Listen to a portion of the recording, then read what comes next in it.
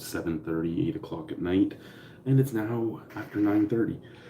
I had some, as some of you know, I'm solo in Montreal in quarantine until the 30th. I'm hiding out in my little hotel room, and my family's back in Nunavik, and I had some stuff to deal with about the family back in Nunavik.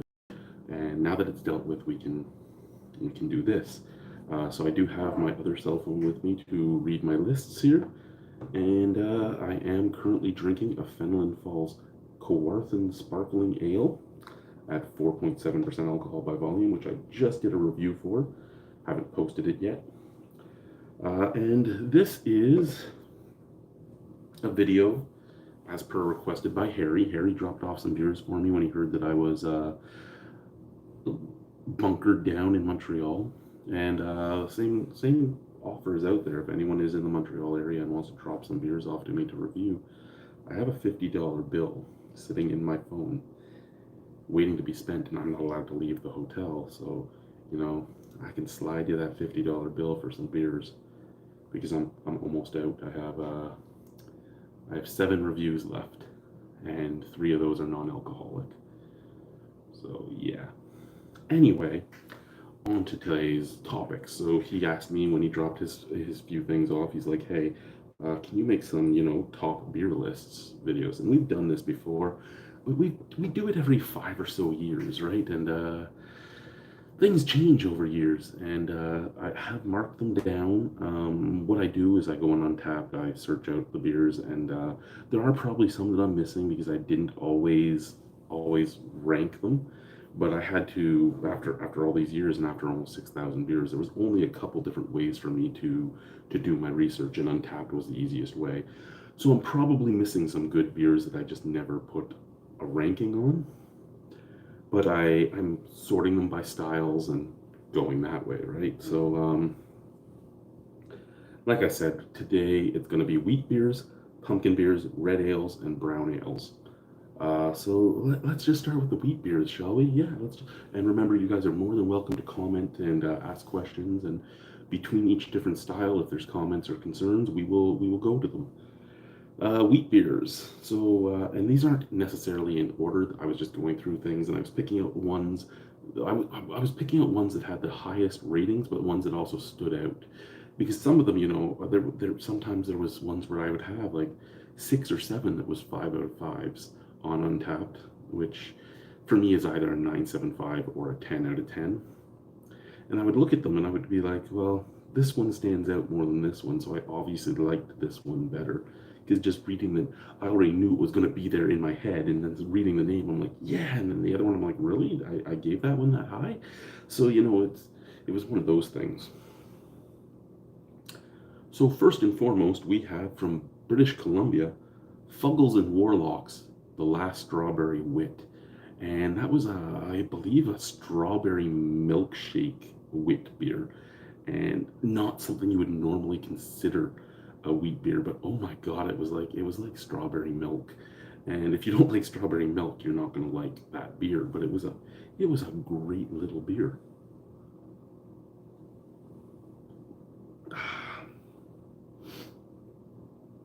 Next, we have one that was brought up to me. I don't think I bought this one. I do think Average Joe brought it up because I would go across the border to the U.S. to consumer beverages in Buffalo often. I think consumer beverages was actually Amherst. I can't remember. But I would cross the border quite often and buy 23 singles to bring back to review. And this one's from New Belgium, and it's the Lips of Fate.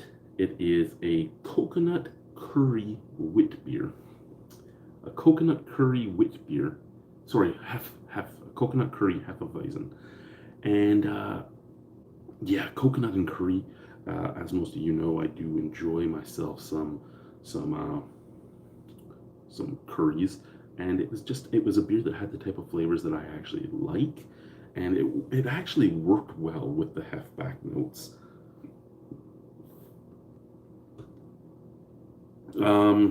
Next, we have from we have Ayinger Brauweiss. So Ayinger is a German brewery, and Ayinger Brauweiss was a really good Weiss beer. I really, really do enjoy it.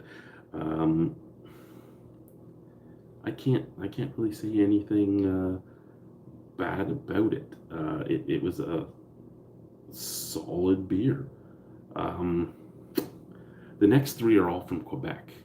Archibald Surdale strawberry, and so a sour ale, but it's a sour wheat ale. It came in their fruit pack, and they had like a Thai basil, they had a lemon, they had the strawberry, and there was one other apricot, I do believe. And I'm not usually a big fan of Archibald, but sometimes they come out with this really awesome things. And I mean, I haven't had this one in a long time. The last time I had this was before I was doing reviews. So it's the Touflu, and it's their wheat beer, like their base wheat beer. And I do remember it being really good, but we'll see if I still think the same soon. Uh, then we have Le Grimoire's Shamans, and I don't remember a lot about Shamans, but it was one that I had given a 5 out of 5 stars. And last but not least on here for the wheat beers, I have Brasseur de Mons L'Abricot Tea. It's an apricot tea wheat beer, and it was fucking spectacular. If I'm being honest, a lot of their tea wheat beers were pretty spectacular. If I'm being honest, my head is just down because I'm just deleting this message, so it's gone off of this. Sorry, didn't delete. One more try here.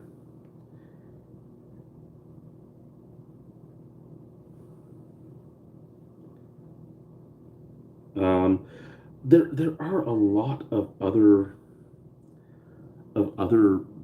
beers in the wheat style that have rung true to me over the years, right? Like if I'm going to talk to you about my favorite big brand wheat, my favorite macro wheat, it's obviously going to be Hogarden. I mean, Hogarden should be most people's.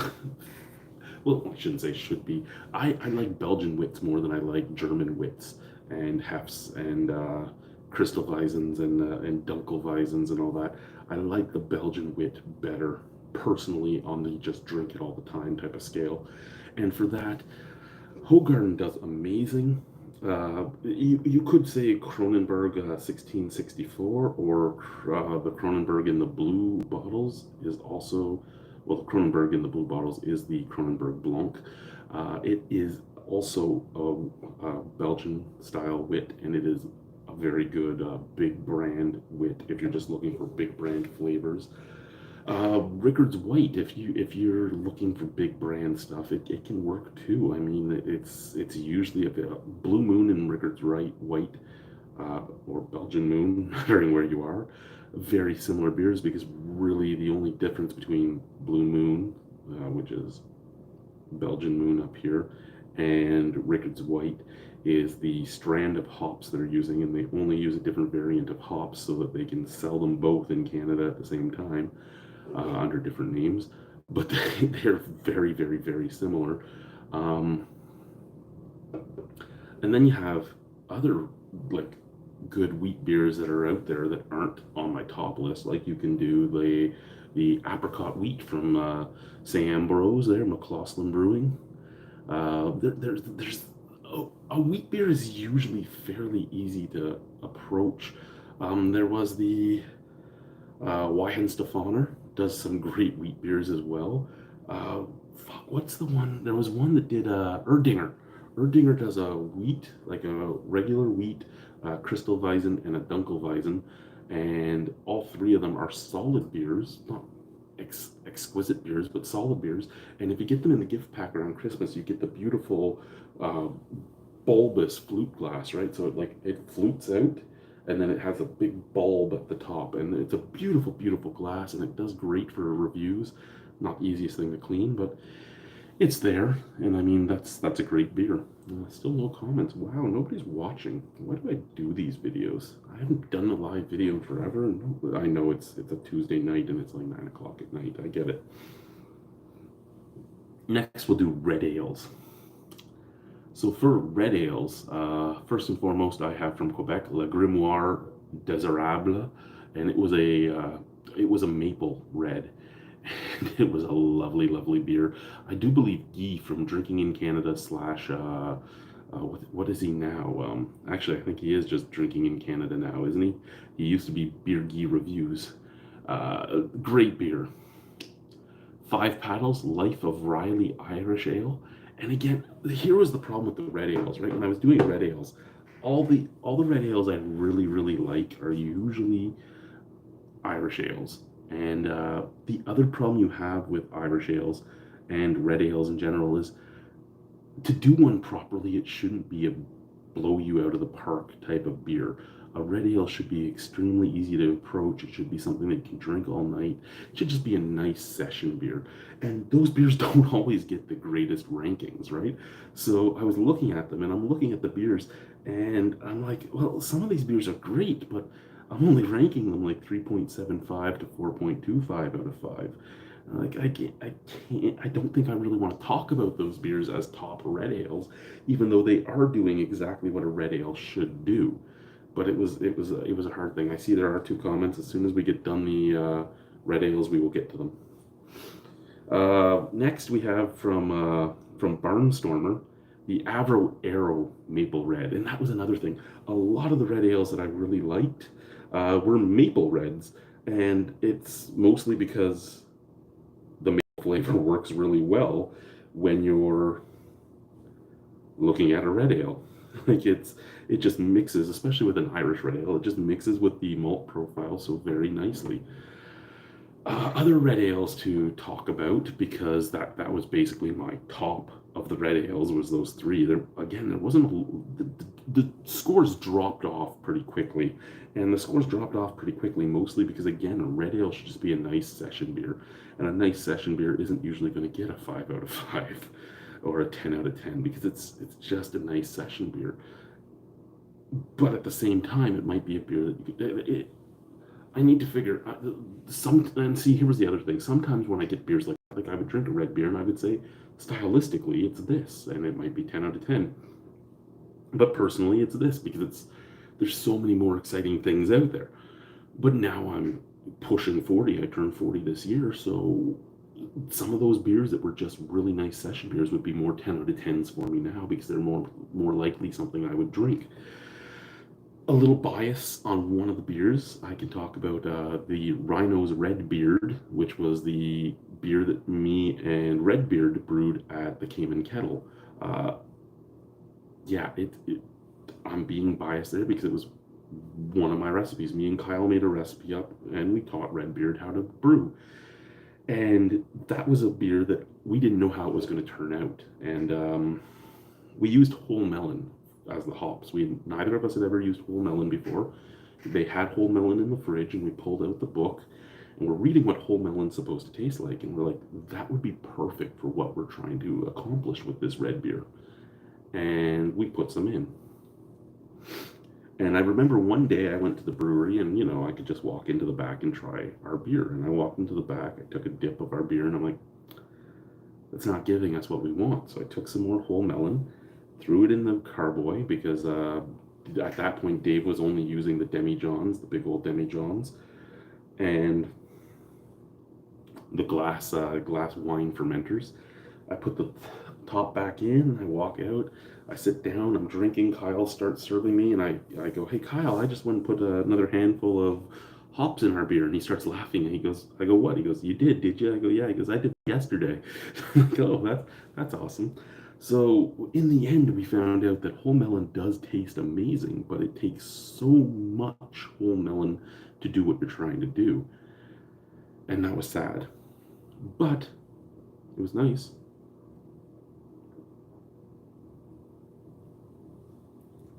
Yeah.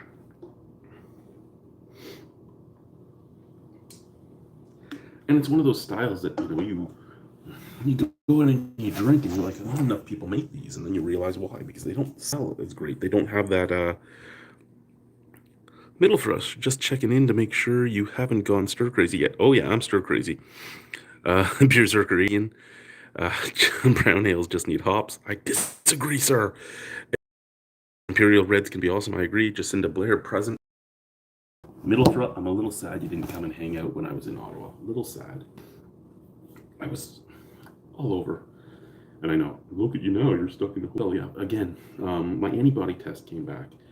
I have COVID antibodies, which means I had COVID in the last 90 days, which is what we told them, which means I technically should not have had to do a test to go back north because the PCR test was automatically going to say I had COVID, and it did.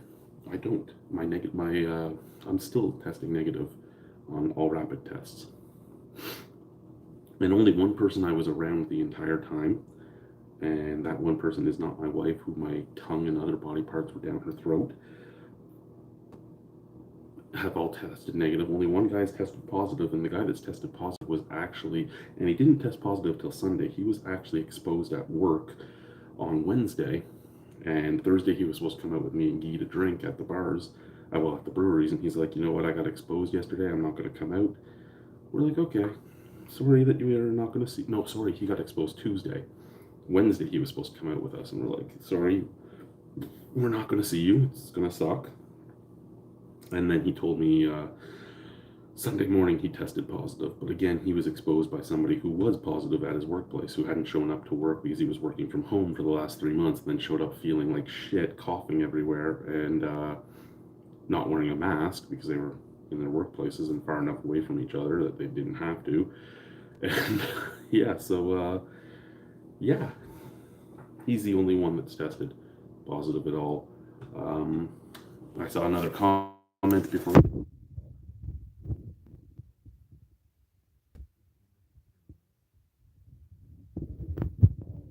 Amber hair. I love red hair.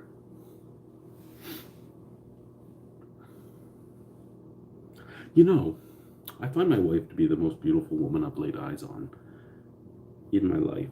And at the same time, my two fetishes are Asian ladies and girls with red hair. And she's neither of those, yet no one I've ever dated or looked at in either of my two fetish categories do I at all find as attractive as my wife. It's weird to me. I'm not weirded out that I find her. I just find it weird that those were the things that used to excite me, and I don't find that more beautiful than her. Yeah. Just talking. Okay, next we have, let's do pumpkin ales next. Yes, let's do pumpkin ales next. The Cantankerous Cook did comment on the Beer Fest review page. You know what I think of pumpkin ales. He fucking hates pumpkin ales. We used to make him drink pumpkin ales just for the shits and giggles of drinking pumpkin ales. And pumpkin ales aren't, you get spiced pumpkin. Like, here's how we always found pumpkin ales, at least me myself. You'd either get like a pumpkin spice beer, or you would get a pumpkin pie beer. Pumpkin pie beers are amazing. Pumpkin spice beers can suck my nuts. That's really what I looked at it with. And then there was some pumpkin spice beers. I can't remember the one that it was. I'd have to look it up. But there was one from New Brunswick. Or was it? No, I think it was PEI. I think it was a gay hand beer. But Nick brought it down for us to review. And it was a pumpkin beer. There was a pumpkin spice beer. But on top of being a pumpkin spice beer, it had no pumpkin in it. So it wasn't really a pumpkin beer. It was a pumpkin spice beer, in the vein that it was only the spices you would use when you're cooking with pumpkin. Fuck you, whoever that was. Like, no.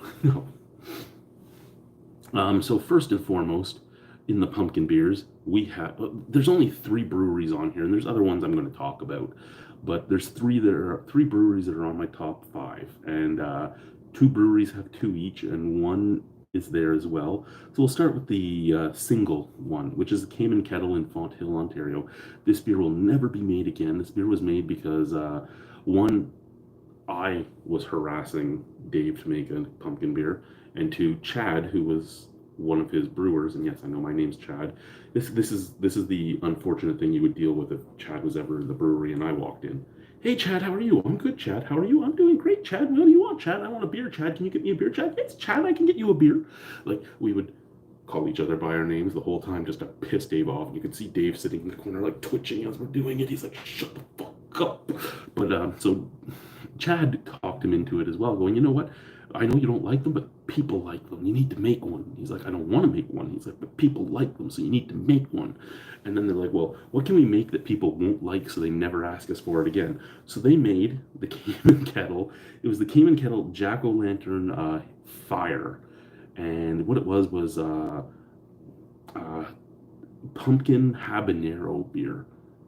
And it was a brown pumpkin habanero beer. It was a brown pumpkin habanero ale. And oh my God, was it good. It was one of the best things I've ever drank. It had some nice heat to it. It had some nice botanical notes to it underneath the pumpkin. The pumpkin made the beer thicker, which made the heat slide over the tongue instead of just poke at the back of your throat. It was a beautiful, beautiful beer. And I drank my first sip of it, and I'm like, oh my God, this is good, Dave. And he's like, you're fucking lying to me. I'm like, no, you need to make this more often. He's like, that will never fucking happen again. I'm like, but Dave, it's good. I bought a lot and I made everybody, he drained the keg in one night. And I'm like, see, Dave, everybody wants you to make more. They all tried it. They all really like it. And he's like, it's not happening, Chad. He's never made another pumpkin beer since. I'm a little sad. I don't even have to look at my list for the next two. Southern Tier. And these beers are not as good now as they were when they first came out, but Southern Tier Pumpkin tasted like pumpkin pie in a glass. You even went all the way down to getting the cookie crumble pie shell. Like it was, well, the graham cracker crumble pie shell. It was amazing. It was one of the best pumpkin beers I've ever had. It was pumpkin pie in a glass. It even had like the whipped cream taste to it. If you don't like pumpkin pie, you wouldn't like that beer. Another one from them was Warlock. And Warlock was a imperial pumpkin stout. And again, it was like pumpkin pie in a glass, adding some coffee. And it was another amazing beer. And it was a beer that, again, has unfortunately not aged as well as it could have.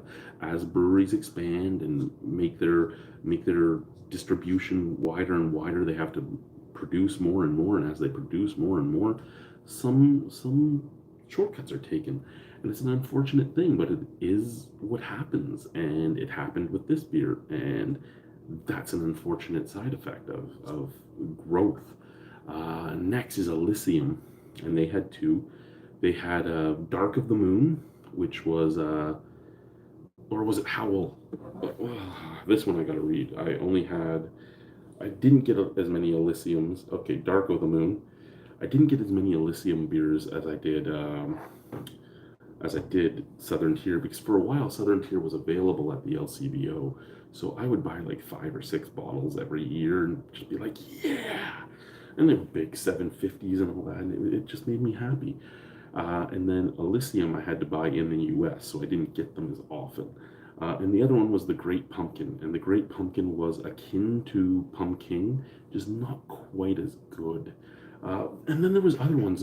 St. Ambrose had the Great Pumpkin Ale, which was like a lower end pumpkin. It did not stand the test of time either. It has faded over the years.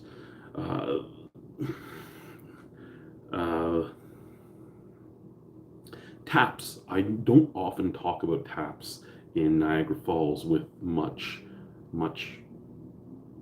niceness, but they actually had a nice pumpkin beer in their pumpkin pie. And the pumpkin pie was pumpkin 3.14. So pie, Pythagorean theorem. Yeah, not Pythagorean theorem. Just leave me alone, okay? I have a brain fog. Yeah, I have a. No, I don't.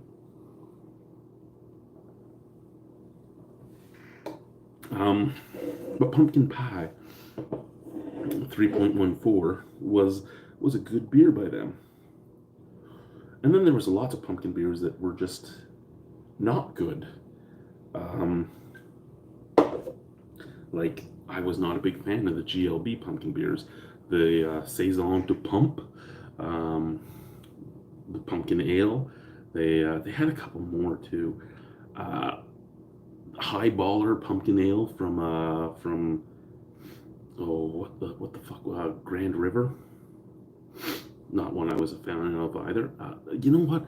I am noticing that less and less places are making pumpkin beers, and it might be worthwhile because, again, most of them are making them as just pumpkin spice beers, and fuck that shit. I saw there were some comments, so let's go back up here. Sorry, you got to look at my fucked up eye.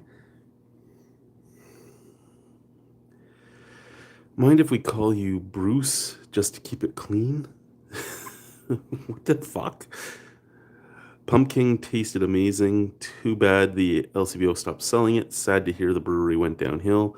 Puppet Doctor, I fully agree with you. Should I type in all caps? You do whatever you have to do, Brian. You do whatever you have to do. Yeah. So that was the pumpkin ales. Yeah, and you know what? It's true. But it is the downfall of a lot of breweries. A lot of breweries, as they grow, they can't keep their beer just as good. And it is hard. They do say brewing is an economy of scale, but at the same time, it isn't because you need to actually be really good at upping your recipes. It's not as easy as just going, hey, it's double the size, we use double the ingredients. It actually is more complex than that in a lot of ways. And in a lot of ways, the bigger your batch, the more chance of sad variation. Like, you have more of a chance of more of the beer having dredges in it, more of the, it's a, yeah. So that was pumpkin beers. Next would be brown ales. And brown ales is another one where I was looking at some of them and I'm like, oh, why wouldn't this one be higher up on the list? And then I remembered it was for the same reason as some of the other things. It's some beers are just really drinkable, but they're not as in-your-face amazing flavors. And for that, it's kind of sad. So I will talk about a few honorable mentions, like I have been. And again, Harry, thank you for coming up with this. So we've done what? This is I think 11 topics now in the 2 live streams. So we'll do, I don't know what would be next. Maybe lagers and IPAs, and we'll figure it out.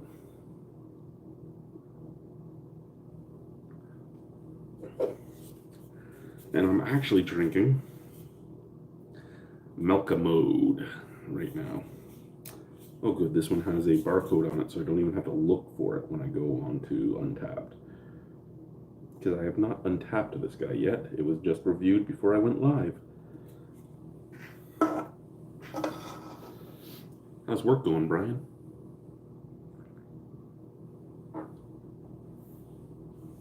Got the phone. Let's do the list.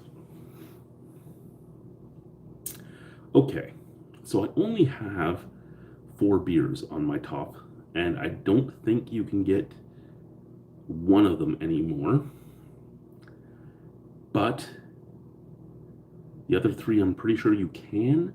2 of them, though, I'm pretty sure they are rotating. They're seasonal. First and foremost, Boxing Rock out of Nova Scotia.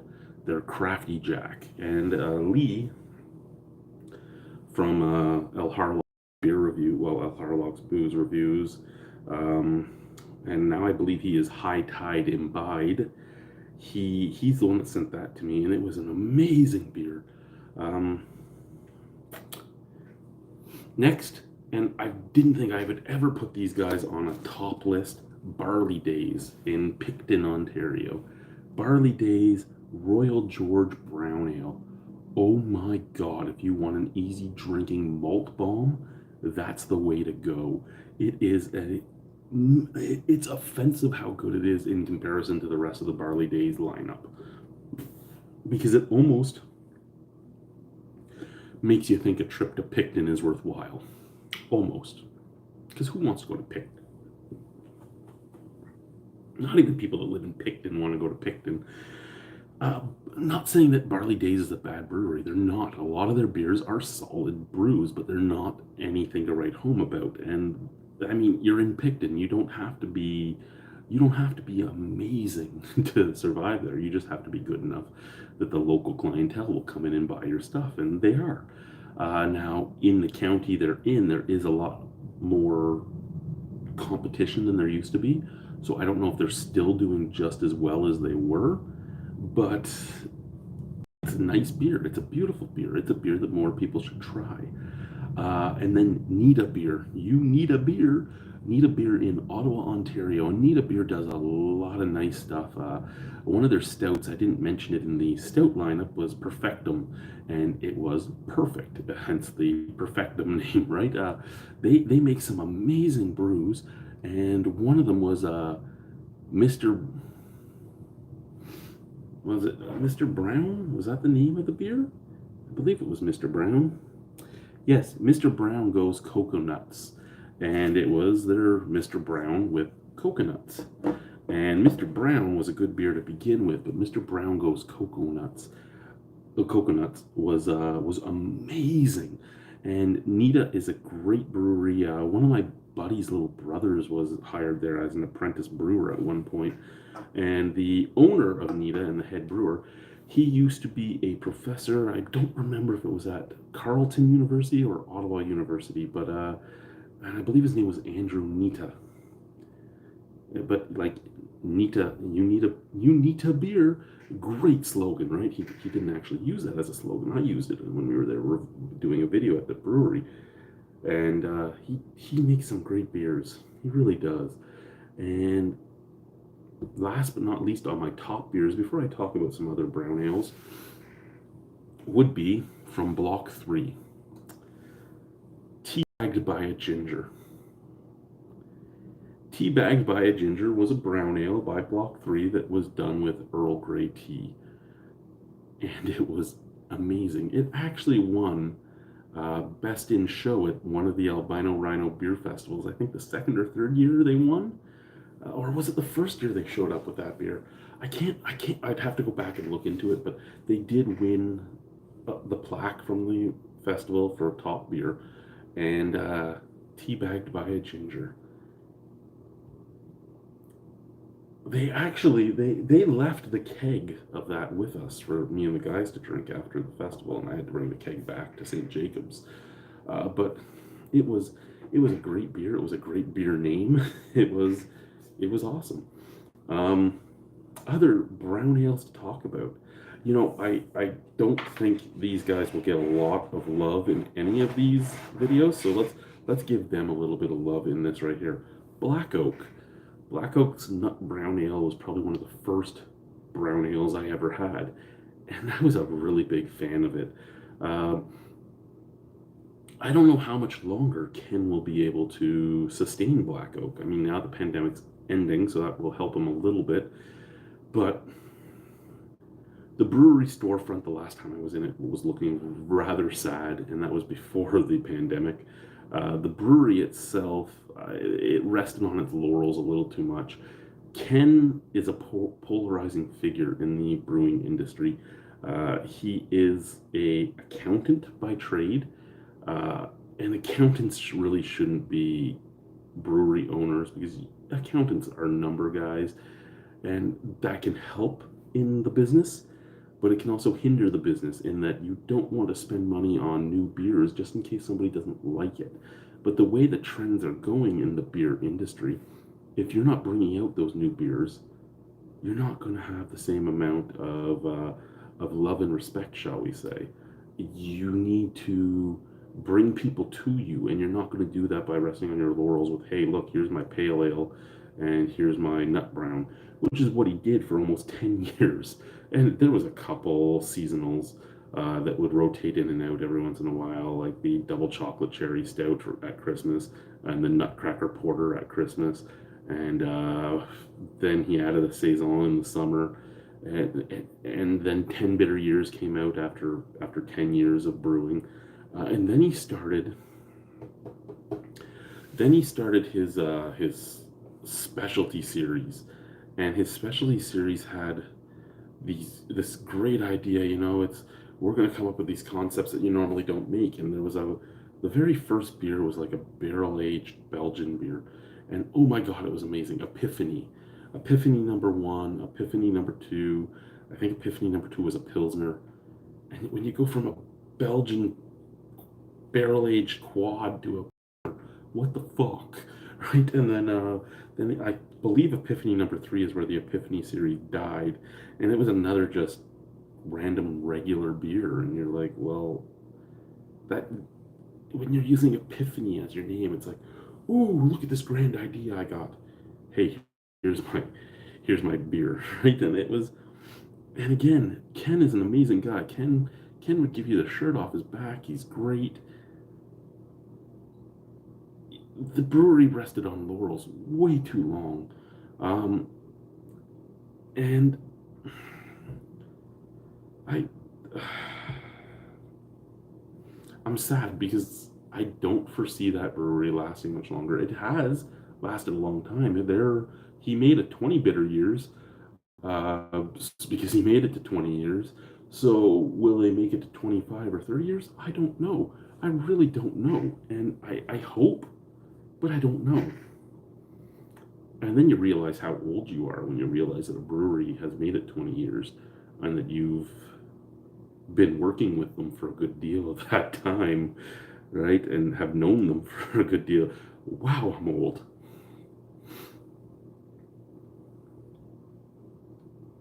I don't think I really have anything else. There was other brown ales that were worth mentioning, but at the same time, they aren't, right? It's there. Then if you want to go to like big brand brown ales, because there are some big brand brown ales. I can't even talk big brand brown ales that aren't horrible. Newcastle Brown, for instance, not a great beer, not a horrible beer. It's a brown ale. Rickards had a brown. There was a Rickards Brown, and there was also a Rickards Honey Brown. Stay away from the Honey Brown if you ever see it. I did see some comments. Let's bring it back up to my morphia-filled eye. Whoa.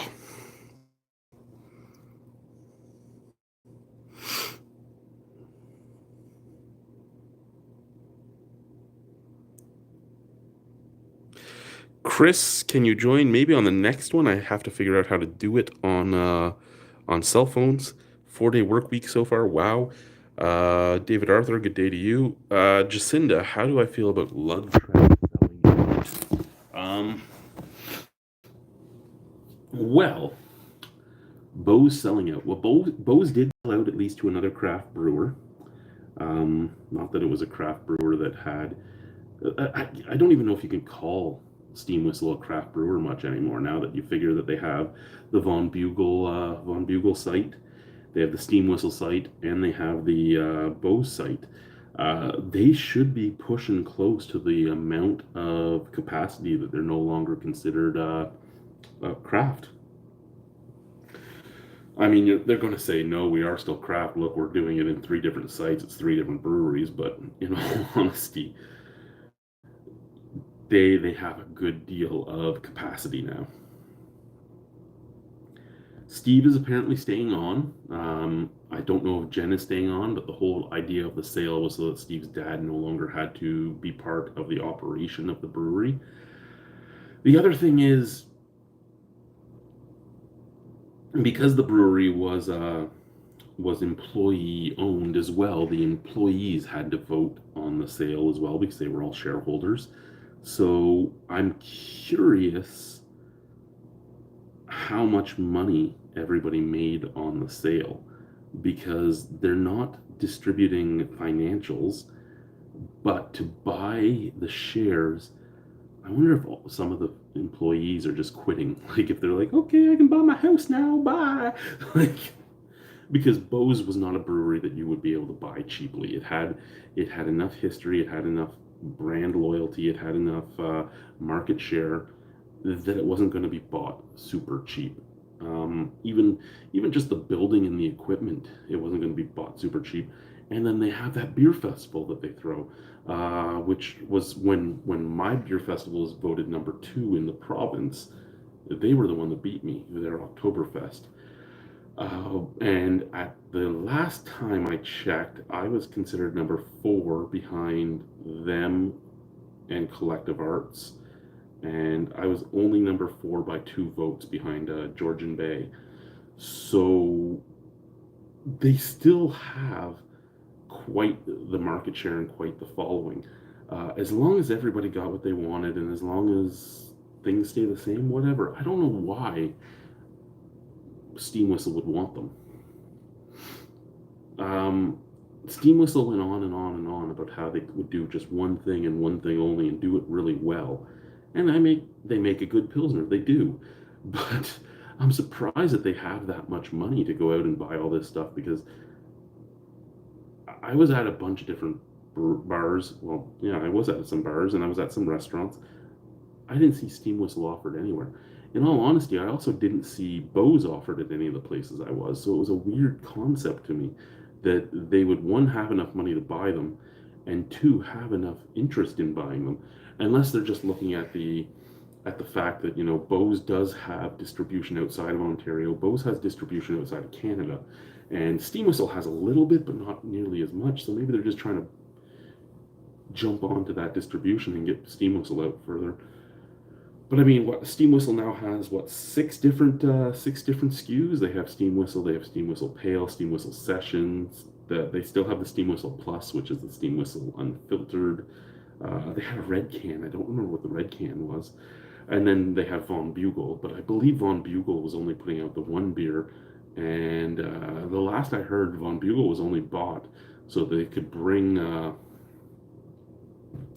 their original brewmaster Merrick back and give him a job, because he didn't want to work in the main Steam Whistle facility anymore.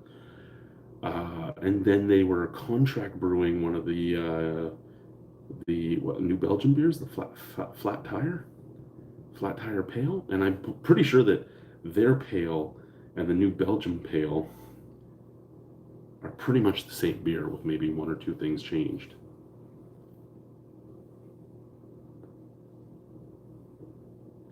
I saw more comments. Let's pull you close again.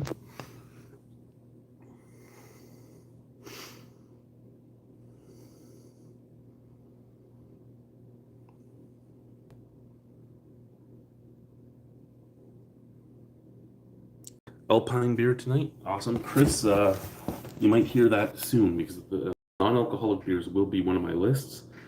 Like I said, Harry brought me some non-alcoholic beer. I have Griffintown Sans Alcohol. I have a Boreal Blonde Sans Alcohol. And then I have, and I've never had this one before, Our Compliments Blonde Lager, non-alcoholic. So I have 3 non-alcoholic beers to do in the next little bit too, and that'll be interesting. Excuse me. And then I have 5 alcoholic beers left to do. So I don't have a lot stuff left to carry me through to next week. But yes, I would love to have you guys join. I have to figure out how to do that on cell phones. I know when I had my laptop, what I would do is I would start the chat up on StreamYard, and then you could all just join. I don't know if I can use StreamYard's dashboard on a cell phone. I'll have to look into that. I don't know if they've changed things. But whenever I can, I'll try and figure that out, because I would love to have chats with people before I go back, because I can't do these live streams, at least not right now, in the north until you get one of the new modems.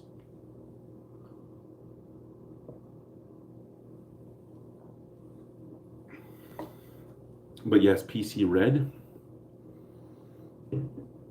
awesome non-alcoholic beer.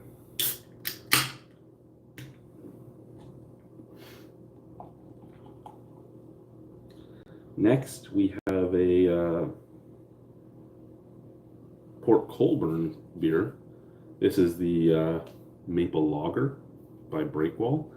I had Brian send me a can of this because I thought I hadn't had it, but I actually had.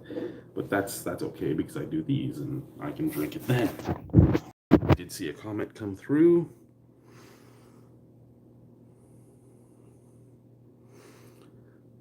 For the cost, Our Compliments is actually nice. Good to know, Douglas. Good to know. How have I kept busy during the day? I have walked. From here to there. Ooh. From here to From here to there. Here to there several fucking times. Uh-oh, I don't know how I even did that one. Hi guys, I gotta turn this back because I have no pants on. I'm wearing underwear, but you know. So yeah, I've walked from here to there several hundred times. I've done some push-ups, I've done some squats, done a few sit-ups. I didn't realize how out of shape I really was. Like I knew I got fat, and I knew I was getting fat before I went to the Arctic. And then when I got to the Arctic and there was absolutely nothing to do except for work and eat and sleep and pound my wife, I didn't realize how out of shape I ended up getting. And then when I started getting back into shape, because I ordered some stuff to work out with and all that, then I got hit with COVID in January, and that killed me until about February. Like I had no energy and no strength at all. And now I'm trying to get back, and excuse me, it's really hard because I'm just that out of shape now. But yeah, my wife ordered me a Fire Stick because she loves me so much, and it came in today, and they called up and they're like, you have a package down here, do you want to come get it? I'm like, I'm not allowed to leave my room. They're like, why? And I go, I'm in quarantine. They're like, oh, so you don't want this package then? I go, no, I fucking want the package. I just can't come and get the package. Can somebody come and put it on my door and knock on my door? And I will get said pack. It took me a little while to get the package brought up, but I got the package. The package is here. I got the package. I watched an entire season of Fear the Walking Dead today. And I must say, none of the Walking Dead shows are all that great. Fear the Walking Dead seems to be a little better than the original. And I started at like middle of season 4 because I knew I had watched a little bit of season 4, but not all of it. I didn't know, and I don't know if I actually started it where I left off or not. I don't even give a shit anymore. Alicia's mother and brother are gone. I guess they're dead. I don't know. I don't remember them dying. So I obviously started further in than I was, but I wasn't going back to find out what happened. I'm like, whatever, I just accept that they're not in the show anymore. And that's the way it is, right? Because the cast changes in those shows so much anyway. So, yeah.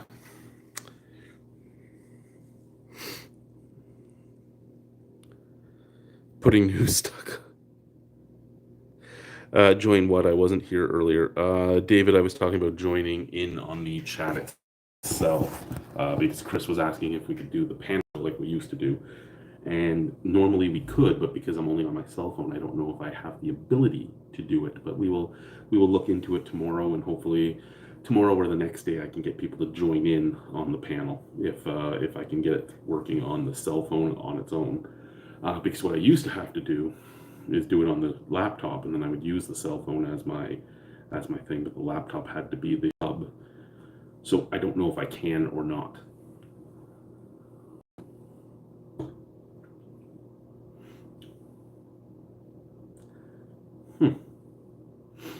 That is not as good as I remember.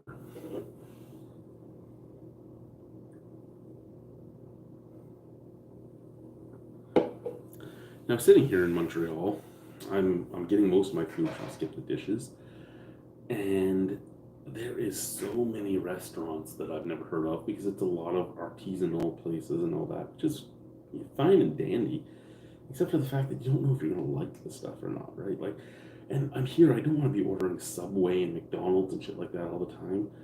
I love Indian, and the one thing with Indian food is every restaurant cooks it differently, so I'm always scared to try a new Indian place. I broke down and I tried a new Indian place today. Now, even on my own, it was like $50 because, you know, I'm like, okay, I want to try this appetizer. I'll get this curry. I need rice for the curry because it doesn't come with it.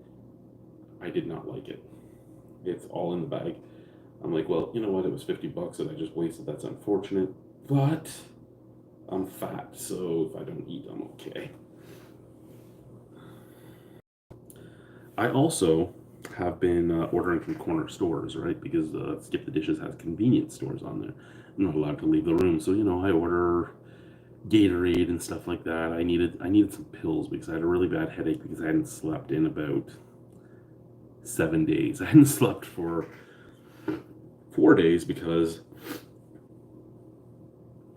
the bed I was on was extremely uncomfortable, and we were in a damp, dank basement in Vanier, and all the snow was melting, so there was more dampness in the basement, and I just could not fall asleep. And then after I got your positive test, after arguing with public health before I even took the test, and then we had to find out where I was staying, what I was doing, because I couldn't come back for 10 days. I haven't slept because of that either. So I needed pills. And in Quebec, for those of you that have not been privy to Quebec, you can't buy anything over extra strength Tylenol unless you're at a pharmacy. So I had to buy anything stronger than regular strength. So I had to buy regular strength Tylenol, and I had to buy regular strength Advil because that's all I could get. But I had to go through 3 convenience stores last night before I had one that actually picked my thing up. And then I ordered from the same one today that I got my meds from. I'm like, you know what, I'll get some Gatorade. So I ordered 6 blue Gatorade. And I'm like, you know what, let's get a case of 12 Diet Coke, because they had a case of 12 Diet Coke for $8.99. A case of 12 Diet Coke where I'm from is like $37. So I'm like, you know what, $8.99 is great. My whole bill after delivery and tip and everything else was like $35, and I'm like, there was other things on there too, but I'm like, okay, I'm good with this, because it would cost me $37 just for the 12 cans of Diet Coke. I get the bag, I open it up, I'm like, yeah. They put regular Coke in. Okay, I get maybe you were out of Diet Coke. Maybe you were. If somebody's ordering diet, they probably don't want regular if you're out of diet.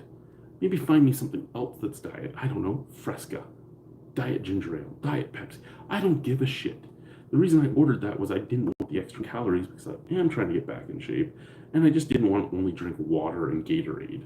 And the Gatorade I know has caloric intake on it. It's just, it does have electrolytes and stuff, and I kind of need them. I'm not doing anything, and I don't think about things like, hey, I've only had 1 bottle of water today, maybe I should have it. I don't think of that sometimes, right? And then I feel the headache coming on, so I gotta pop the pills and take the Gatorade. So yeah my wife bought me underwear while we were in Ottawa as well. She bought me, and they were Hanes. She's like, oh, I thought it was a good name, and this, and I got you boxers. I know you like boxer briefs, and I like you in boxer briefs, but all I could find was boxers, so here you go. She asked me today how my stuff is, and everything's fine. The new underwear are shit, though. And she goes, I'm sorry. I go, no, it's not anything. They fit fine. I don't care that they're boxers. It's that they're so fucking thin. I'm afraid of doing this and them just ripping apart. She's like, oh, no, I didn't think there'd be a problem. It was a good name. I'm sorry. Again, not yelling at you or anything. I'm disappointed that you spent money on these, and this is how they are, because I'm disappointed you spent my money on these, and this is how they are.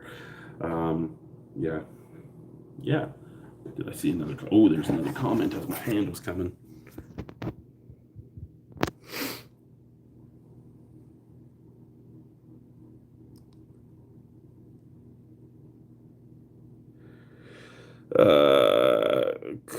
Cuban 8. Glad you got some beers for your hotel. I didn't get much. Harry did bring me some, so thank you very much, Harry. What I did, I had a few from what Brian sent me to Ottawa, so I'm drinking kind of a mixture of the two.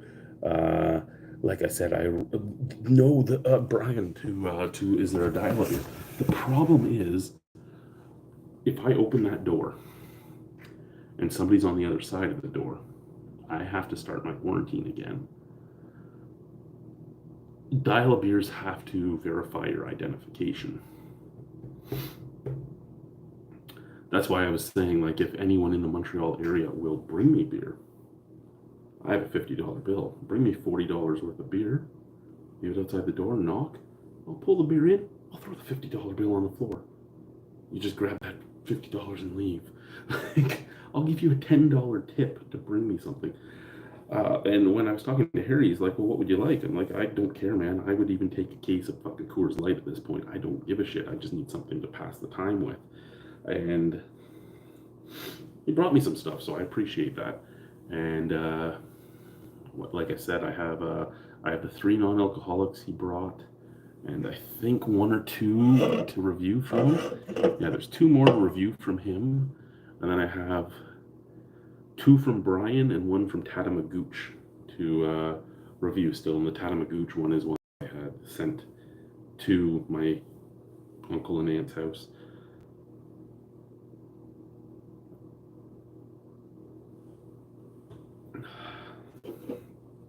How did I get into craft beer? Well, actually, Brian, I was always interested in beer as my, well, I shouldn't say always. Beer became my interest for alcohol of choice because you could drink more of them before you were drunk than shots and stuff, at least for me. And if I'm out with my buddies and they're drinking and they're doing all their shots, I would have a beer and then I could stay going with them because alcohol would always, I know people say, hey, I drink to forget. Well, alcohol would always make me remember. And there's a reason why alcohol was what I used to try to end things in the past. And when I say alcohol, I mean hard alcohol. There's a reason I don't touch hard liquor anymore. And actually, that when I was at in my sister's house last week, she kept trying to get me to do this shot of tequila with her, and I'm like, look, I don't touch hard liquor. She's like, oh, come on, and I'm talking to her, and my dad goes, leave him alone, because my dad knows exactly why I don't touch it. I did attempt suicide twice with hard liquor. I don't touch hard liquor, and I don't touch hard liquor because I am Irish. The second I touch hard liquor, I won't stop touching hard liquor. And then I'll get to that point where I remember the things that I try to forget and the depression, so I just don't touch it. So that was one of the reasons I got into beer itself. And I started going to the LCBO, and the LCBO at the time was like the Lager Control Board of Ontario, and all they had was lagers. I never loved the taste of them, but I was Irish and I wanted to drink, so that's what I would drink. And then the casino did their tastings for all the people they forced to be our 5 servers and porters and bartenders. Excuse me. And at that point, all the privé, all the high-end porters and bartenders were forced to become R5 bartenders, porters, because nobody wanted to work in R5. So they sent us to that tasting. And the tasting first sent us to the beer market. And they did like a 4-course meal with a different beer pairing for each meal. And that got me really interested because it wasn't just lagers. And then we went to Molson, to Molson, to their beer school. And they taught you everything about beer that you wouldn't think they would know because all they make is like Canadian and Coors and shit like that. And that really got me interested. Like, holy fuck, look at all the things you can do with beer, and all I know about is fucking this shit. So that really kind of kick-started it all. And then I went off. And yeah. Then I got off of midnights and started working the afternoon shift. And they're like, oh, Chad, you're a privé porter, so we can put you in privé all the time. We can put you in R5. I go, no, I'm not. They go, yeah, you are. It's right here on your file. I go, oh, yeah? I resign. No, I'm not. And yeah, so there was that.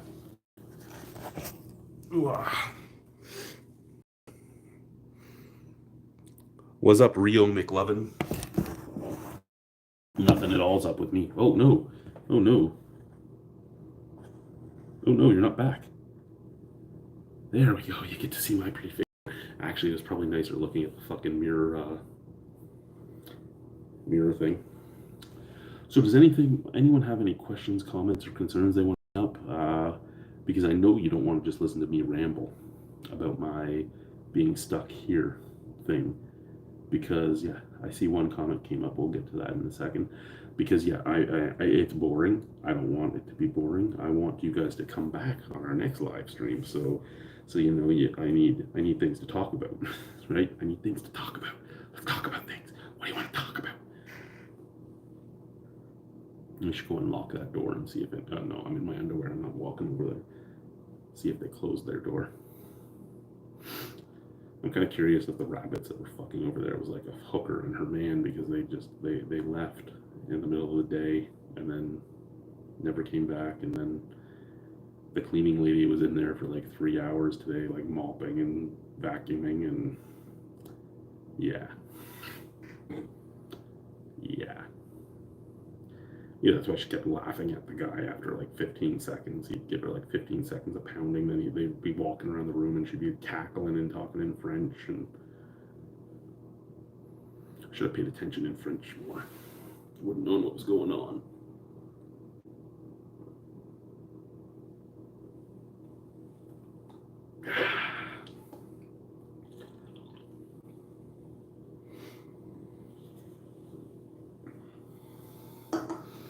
So maybe tomorrow during the day I will do those non-alcoholic beers, and then I can do my top non-alcoholic beers as one of my topics on our next live stream.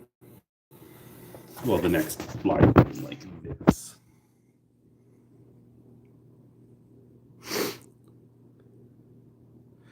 I'm not dead yet, so I'm Jamaican and I drink stout.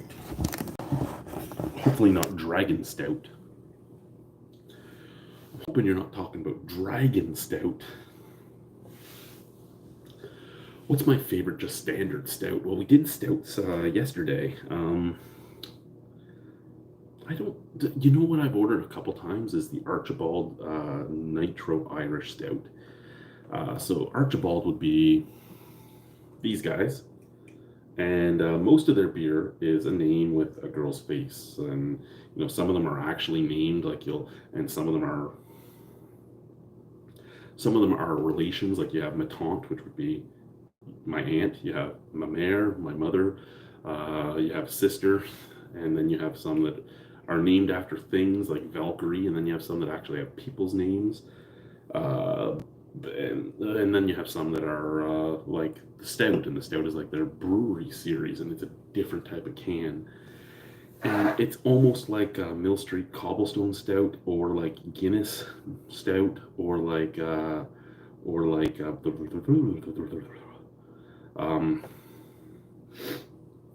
O'Hare's Stout. But like most nitro stouts, except it has a little more flavor and a little more approachable. So it's a good just drinking beer. There's a lot of good drink. That's the thing. When I was going through these styles to do this stuff, some styles were really hard to pick stuff from because I've had so many. Like I've had over 500 stouts. Because that's a style I like the most. So I've had so many that it's not funny, and it's really hard to pick stuff in it.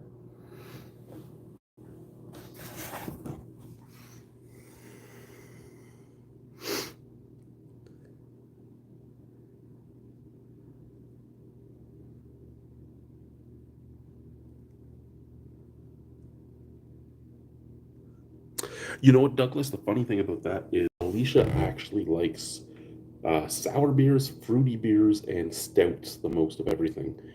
Anything else she usually hates. If you give her a Pilsner, she will kick you in the nuts. Um,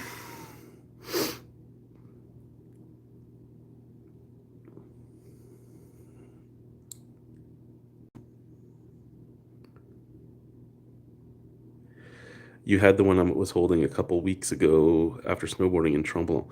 Cuban 8 is this my good buddy Alex. And yeah, that's one I have not had. Actually, Harry had this in the package of beer he brought me, and I thought I had it, and I went and checked, and I don't have a review on it, and I don't have it checked in on Untapped. So yeah, I. How are you feeling, sir?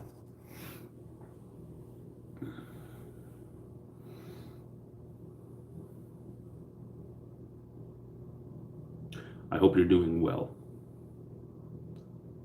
I hope you're feeling well, because I know what you're going through right now. And I know what you're going through right now is different than what I was going through back in January, but I know what you're going through right now. So I really hope you're doing well. Because my only thing is just being stuck in this like 15-foot span. going a little nutty. And Brian, no, the only channels I get in English are like Discovery, A&E, and TLC, which are three good channels. The problem is they play everything on repeat, so you can only watch those channels for so long before you go, okay, I'm done. And I got to that point already. Yeah.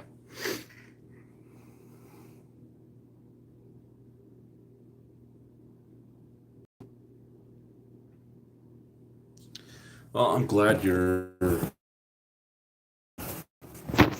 doing well, all things considered.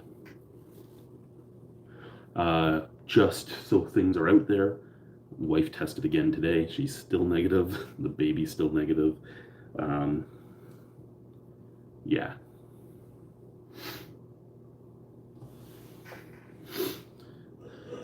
But I mean, even though my PCR test came back positive, my rapid tests still say negative. So it is what it is, right? But her PCR test came back negative. So from January until now, because we knew we were infected January 17th. Don't know, the actual exposure probably was like the 13th or 12th.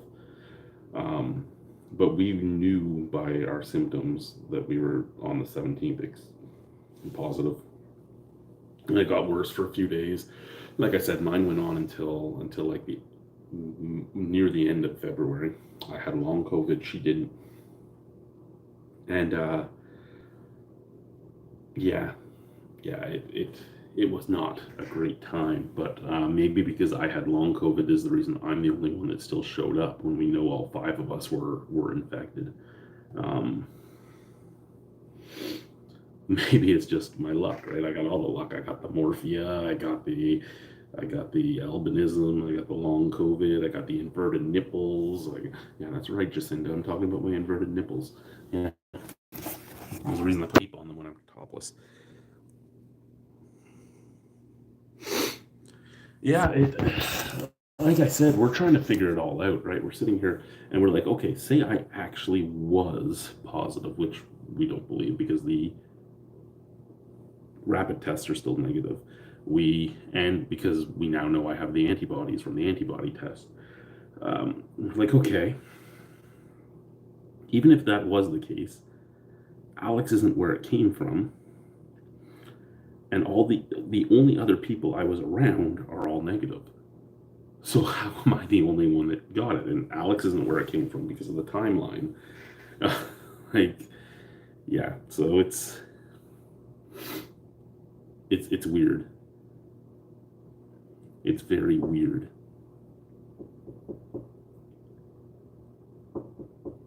But like I said, I'm very glad that all you have going on is a sore throat and that you're binging on tea. Hopefully your wife is still good, and that's the way to go. I did get a call today from the Travelers Clinic, and they were amazed that Public Health hasn't reached out yet. They're like, "What do you mean you haven't talked to Public Health yet?" I'm like, "I haven't talked to Public Health. Public Health hasn't given a shit that I'm sick." Like, and they're like, "Well, that's strange. They're supposed to call you." I go, "Have you ever thought that maybe it's because the only place in Canada right now that cares is you?" They're like, "What do you mean?" I go, "If I was working in Nunavut instead of Nunavik, I wouldn't have even had to get a test. I would have just flown back to Nunavut and went to work on Monday." And they're like, "No, it's federal. No, it's not. It's you. It's not federal regulation or legislation. Stop saying that. I could have came into the country without a test." And they go, "No, you can't." I go, "Yes, I can. If I was to fly into Canada, I can deny doing the test. But then the second I get to Canada, I have to do a 5-day quarantine. But I don't want you to shove a fucking Q-tip in my brain so I can say I'm not doing the test." And now if I get on a plane to go anywhere in Canada, except for to Nunavik, except for anywhere north of La Grande, I don't need a test. But for me to go north of La Grande in just Quebec, I need the test. For me to go north of La Grande in Sandy Kilowak or Coral Harbor or Cambridge Bay or Pangratung or Resolute Bay or the list goes on, or Igloolik or Kugluktuk or any of those places, I don't need no test. We'll see you on the 30th. Yeah, you'll see me on the 30th. Fuck you. Like, but now I don't have to get tested ever again until June 18th. Like, it boggles my mind. And I understand why the rules are there, is to protect people, but the rules boggle my mind. So I wasn't allowed on the plane because I got sick back in January, and they wouldn't test me then, so I could not prove, like, they wouldn't give me the PCR test then, so I could not prove that I've been sick. So I'm not allowed on the plane because of this. However, you get your test 72 to 48 hours before you get on the plane. So people that got on that plane on Sunday got tested either Thursday or Friday. Thursday or Friday, they might not show up as positive, but they could be positive come Friday, Saturday, or Sunday when they're on that plane. Well, now food is served on the plane again. So the plane is also packed again because they don't need to do the space limitations anymore. So now every single person on that plane is sitting there with their masks down, eating, on a plane, crowded, but I couldn't get on the plane. It makes no sense.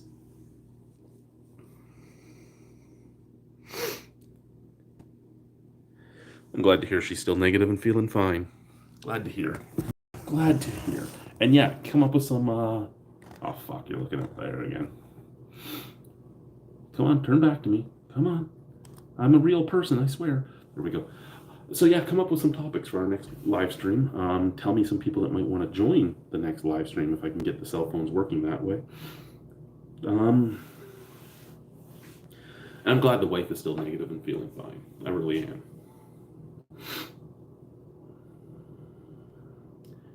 Once I came back as positive, we tested again as on the rapid test, and it came back negative. And I'm like, do you want me to like go sleep in the shower or on the chair or something so that we're not in the same bed? She's like, fuck. She's like, you've had your tongue down my throat, you've had other body parts down my throat, you've had parts in certain spots of mine. She goes, if you're infected, I'm infected. Just lay beside me. And I'm like, okay.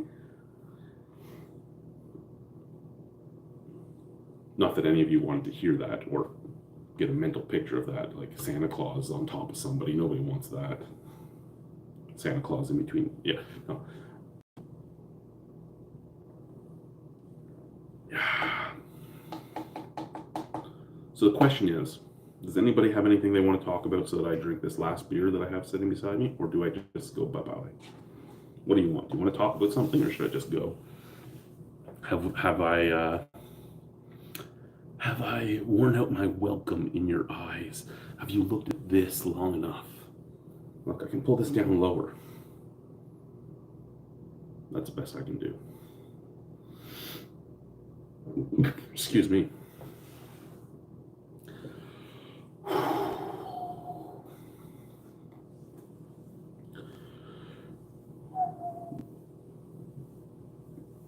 No? No one?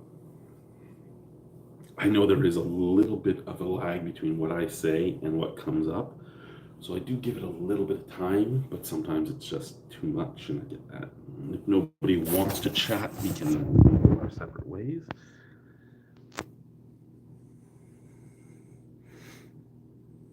Look at that morphia. You see that? It's even more white than albino. Isn't that beautiful?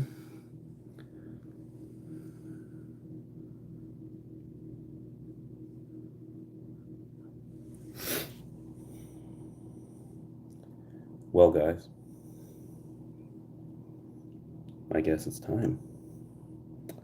I will have to do research for the next one. First off, to find out if anyone can join, and second off, I have to continue doing my lists for Harry. So I don't know what will be my next beers. I think maybe non-alcoholics will be one of them. Maybe just regular lagers. Maybe light lagers and regular lagers will be different ones. Maybe pale ales or IPAs. I don't know where I'm going to go yet. But anyway, guys, thank you for watching. Have a wonderful evening. Au revoir. A bientôt. See you soon. Bye-bye. Tattoo go a line, all of you. You're all beautiful. Oh.